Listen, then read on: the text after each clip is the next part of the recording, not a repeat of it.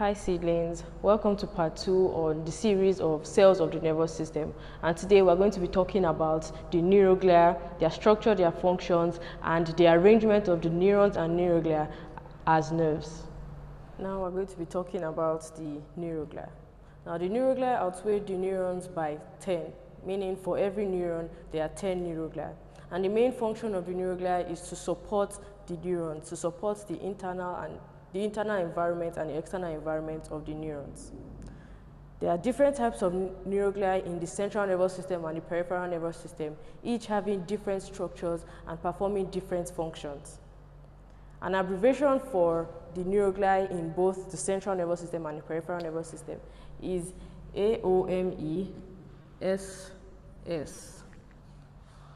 All of my enemies said sorry.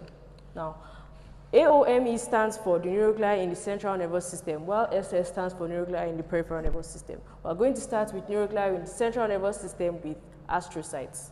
Now, there are two different types of astrocytes, being the fibrocytic astrocytes and the protoplasmic astrocytes.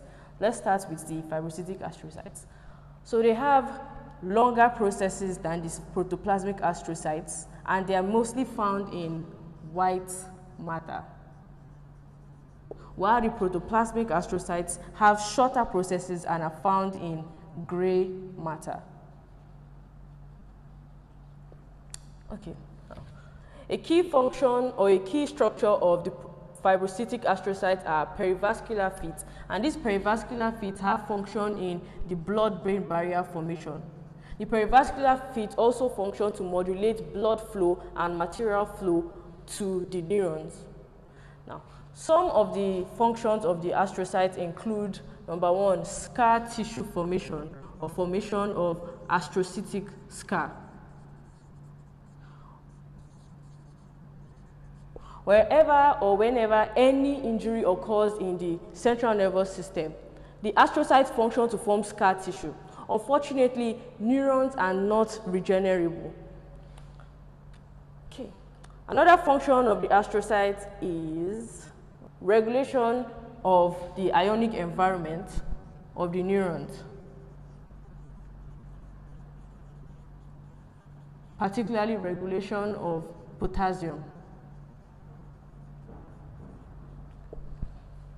Now, the astrocytes function to regulate the ionic environment around the neurons, which is important because if there is an imbalance of the ions, there will be a difficulty in generation and sustenance of an action potential along the axon of a neuron.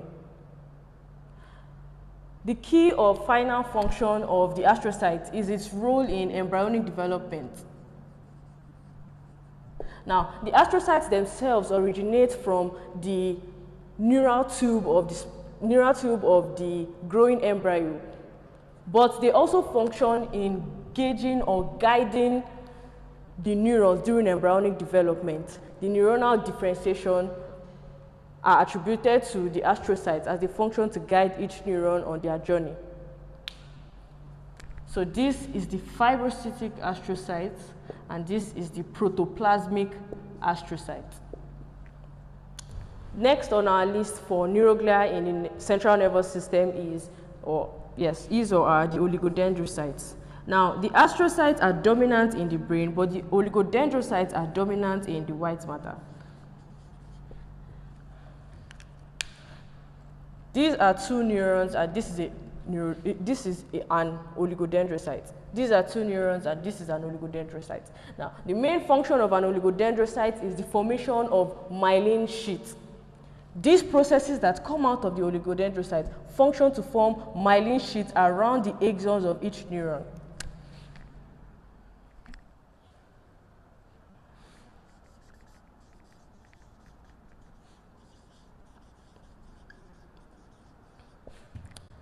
Now, the myelin sheaths are not just for decoration. They function to increase the velocity of electrical signals, and also reduce the amount of energy needed for the propagation of an action potential. They reduce the amount of energy needed. Now, how does the oligodendrocytes or how do oligodendrocytes function? How does myelin function to increase the velocity of electrical signal and to reduce energy. Now, once these myelin sheets are formed, a few areas of the axon are exposed. Now, the area that is unmyelinated is called the node of Ranvier, and then these are two nodes of Ranvier, and the myelin sheets between two nodes of Ranvier are called internodes. Internode between two nodes. Now, when an action potential is about to be generated, in action potential, once depolarization occurs, there is an influx of sodium channels.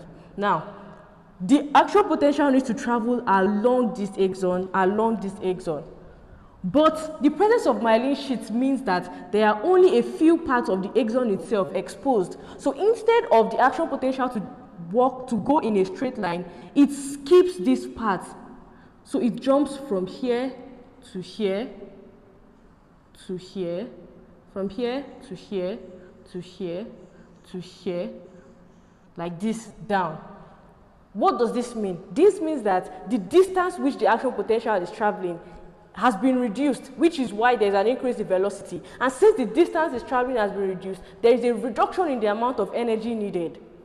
In comparison to an unmyelinated fiber or an unmyelinated axon, action potential along an unmyelinated axon is slower because of the lack of myelin sheets.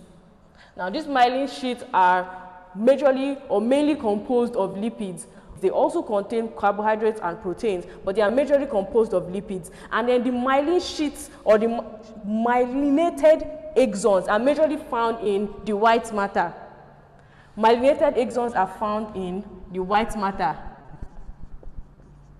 which is why oligodendrocytes are the major or dominating neuroglia in the white matter. The next neuroglia on our list is the microglia. This is the microglia. Now, all other neuroglia in the central nervous system have their embryology or are developed from the neural tube. But the microglia is developed from monocytes, which are blood cells. Monocytes. Okay. The microglia has a bunch of processes which enables it to look similar to the astrocytes, but a key differentiating feature, number one, is the dense nucleus. The dense nucleus of the microglia. And then generally the microglia are smaller and not as common as the astrocytes. So if you are looking at a histological slide, you see something that looks similar to this. There is a 60 to 70% chance you're looking at an astrocyte and not a microglia. So the microglia are motile. They are the only neuroglia in the central nervous system that are motile. So they are motile. Wow. Many things that have to do with M. Okay, the microglia are motile now. How the microglia, and then the function of the microglia has the function of immune regulation. So it has immunoregulatory function. Microglia really likes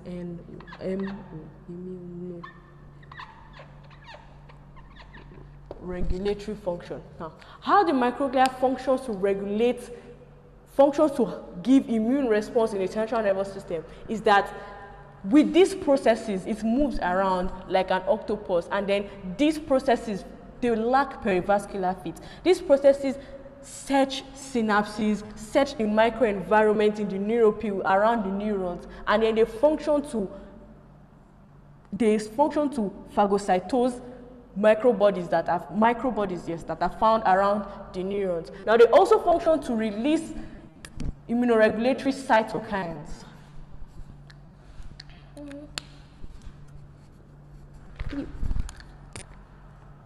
Now, they also function to release immunoregulatory cytokines.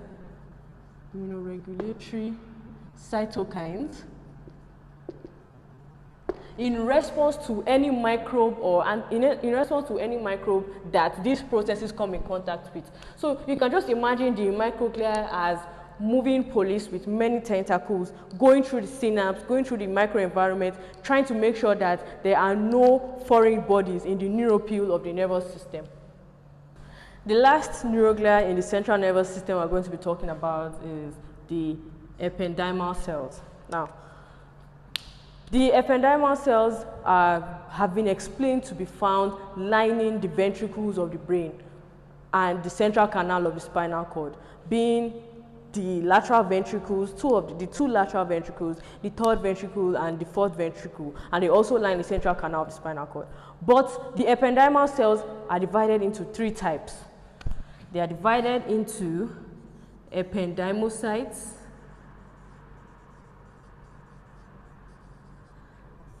tanycytes, and then choroid epithelium.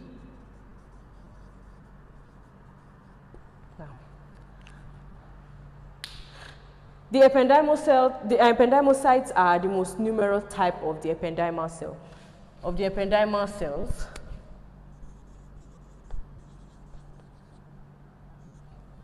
and then the major function of the ependymal cells, since they are found to line the ventricles and the central canal, is the production, reabsorption, and movement of the CSF. CSF production, reabsorption, and movement. Now, since these cells are involved in production, which is via secretion, they are mostly, or they are cuboidal cells or columnar cells. Some sources say cuboidal cells, some sources say columnar cells, but what I drew here are cuboidal cells. Now, they are mostly, or they are all cuboidal or columnar cells. And then for their reabsorptive function, they possess microvilli, okay? They possess microvilli. Now, these processes here, microvilli, they are numerous folds of the cell membrane of the ependymocytes. So now these numerous folds enable them to have a larger surface area, which will enable or increase reabsorptive rate in comparison to a normal cell. Now these processes here are called cilia. So these ones are villi or microvilli, and these are called cilia.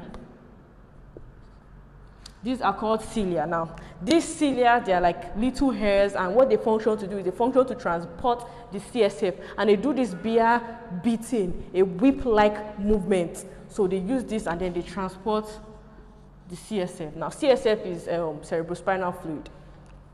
Okay, now these microvilli on the top of the ependymocytes or on the apical layer, so this is called the apical layer, on the apical side of the ependymocytes, is majorly found in the arachnoid villi where CSF is being reabsorbed. So now that's for ependymocytes. Now the tanycytes are ependymal cells which are found in the canal, central canal of the spinal cord.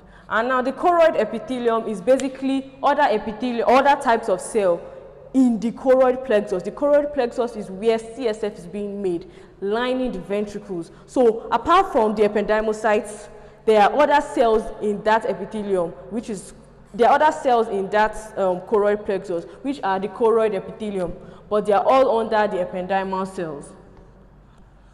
Okay. Let us go to the neuroglia of the peripheral nervous system. Now we are going to go into the neuroglia of the peripheral nervous system. Now, according to our abbreviation, neuroglia as a whole in the entire nervous system is all of my enemies said sorry. Now, astrocytes, oligodendrocytes, microglia, and ependymal cells. Now, the SS or said sorry for the peripheral nervous system stands for Schwann cells and satellite cells. And right now we're going to be talking about the Schwann cell. The Schwann cell is the myelin-producing neuroglia of the peripheral nervous system. One oligodendrocyte is able to produce myelin sheaths for multiple neurons, but one Schwann cell is only able to produce myelin sheaths for a portion of the axon of a neuron in the peripheral nervous system. Myelin sheath production.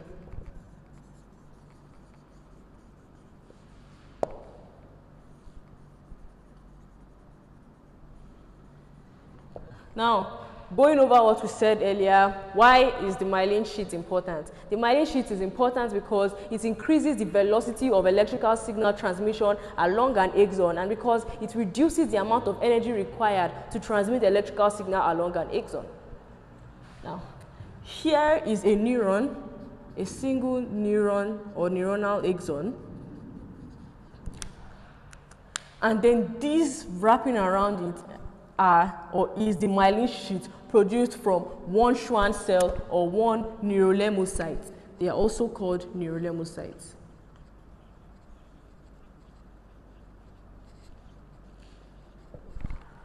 Okay. So now, how this myelin sheath is produced in the peripheral nervous system by the Schwann cell is that it begins by wrapping itself immediately. The neurolemocyte begins by wrapping itself immediately around the axon of the neuron, and then it keeps going round and round. It's like overlapping folds. It folds itself once, it goes round and folds itself again, and goes round and folds itself again, and these continual folds form the myelin sheath. And this is the neurolemocyte, and this is the nucleus of the neurolemocyte. Okay, now there's a clinical significance around the myelin sheath, but we'll discuss that at the end of the video. It is called multiple sclerosis. So let's go to the last neuroglia in total, the second and last neuroglia in peripheral nervous system, which is satellite cell. The last neuroglia cell type we're going to be talking about is the satellite cell. Now, the satellite cell is not the most important neuroglia. It is found in the peripheral nervous system, and it functions to form an intimate glial layer around the soma or cell body of the neurons in the peripheral nervous system. Again, the satellite cell functions to form an intimate glial layer. Intimate is directly in contact with the soma, like the cell membrane. It functions to form an intimate glial layer on the soma of the neurons in the peripheral nervous system. This is a unipolar or pseudo-unipolar neuron. We are rounding up this video, and the next thing we're going to talk about is just the arrangement of a simple nerve trunk. Now, this big piece is called the nerve trunk. Okay? Now, the nerve trunk is consisting of various fasciculi. Fasciculi is a bundle of nerve fibers. So these fasciculi, so this is a fasciculi, it's coming from here. This is this. So fasciculi. If you go, or if you zoom in this video a bit, you would see that these fasciculi contain both neurons and neuroglia. Red for neurons and black for neuroglia. Okay, so this big piece again is called the nerve trunk.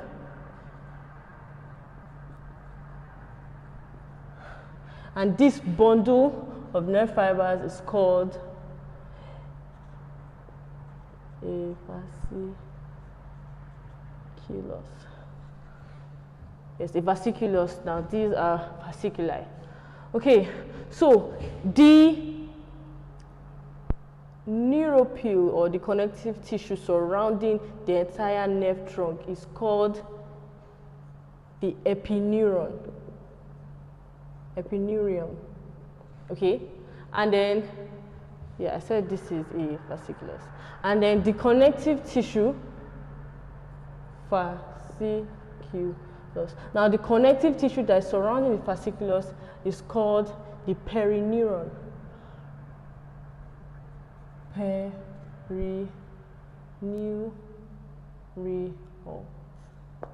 Now, The fasciculus contains both neurons and neuroglia. And now this just basically represents myelin sheet wrapping around a neuron. It represents both the myelin sheet and the neuropil inside here, which is called the endoneuron. And the endoneurium. And this brother is our neuron. Now, a simple abbreviation to help you memorize the various connective tissue layers of the nerve trunk is ekpe. Ekpe is a place. So, ekpe. You will always know that the endoneuron, endo means inside. So the endoneuron is always going to be the one that is directly in contact with the nerve fiber itself. And then the epineuron is the one that is outside. So if you know, or if you always remember that the endoneuron is the one that is inside, you will remember that the epineuron is the one that is outside, and then the perineuron is the one between them. So, ekpe. The very last thing we're going to be talking about will be the clinical correlates of the neurons and the neuroglia in the nervous system. Now, the first on our list is multiple sclerosis. Multiple sclerosis occurs as a result of degeneration of myelin sheets, either in the CNS or in the PNS. Degeneration of myelin sheets is a degenerative disorder. Degeneration means wasting away. So that means the axons no longer have myelin sheets. And then multiple sclerosis is most likely to occur in the CNS than the PNS because it is most likely to occur in the oligodendrocytes than the Schwann cells. Let me take that again. Multiple sclerosis is most likely to occur in the CNS than the PNS because it affects mostly the oligodendrocytes in comparison to the Schwann cells. The Schwann cells in almost all case scenario are spared from this degenerative disorder, but the oligodendrocytes are subject to it. Now, the second clinical correlate we're going to be talking about will be tumors. What you need to know about the tumors in the brain or the tumors in the nervous system is that they mostly occur as a result of proliferation of the neuroglia. Tumors do not or almost never occur as a result of the neurons. The neuroglia is the primary reason for tumors occurring in the nervous system. Okay. The last clinical significance or clinical correlate we're going to be talking about concerning the cells of the nervous system would be paralysis and ischemic neuritis. So this occurs in bedridden patients. So bedridden patients are those patients that are constricted to their beds in the hospital. When a patient is bedridden, they are either on their backs or on their sides for elongated periods of time, which can span over days to weeks and unfortunately sometimes even months. This position or this sustained position has been known to compress arteries, which would reduce the amount of blood flow to the nervous system, being that the spinal cord is located dorsally. Now, when this flow of blood is reduced, it causes ischemic neuritis. Ischemic neuritis. Now, ischemic neuritis just means reduced supply of blood, reduced supply of nutrients and materials to the neurons. Neuritis, ischemic, reduced perfusion, neuritis, neurons. Now, this reduced perfusion to the neurons, this reduced perfusion to nerves, which is indirectly the neurons, can result in either a pain, yes, can result in either pain, so it can be paralysis or pain. It can result in pain or it can result in tingling, and unfortunately it can result in degeneration, death of neurons, which brings about paralysis. Okay, welcome to the end of part 2 on our series of cells of the nervous system. In this video, we discussed neuroglia, their various structures and their various functions in both the central nervous system and the peripheral nervous system. We also explained the connective tissue organization of the nerve tissue. It is the nerve tissue organization, yes, the nerve tissue organization of neurons and neuroglia. And we also discussed clinical correlates concerning the central nervous system and peripheral nervous system cells. Thank you for staying this long, seedlings, and comment your best part of the video. You can comment your favorite marker type in the video. Don't do that. Thank you so much for staying this long, seedlings.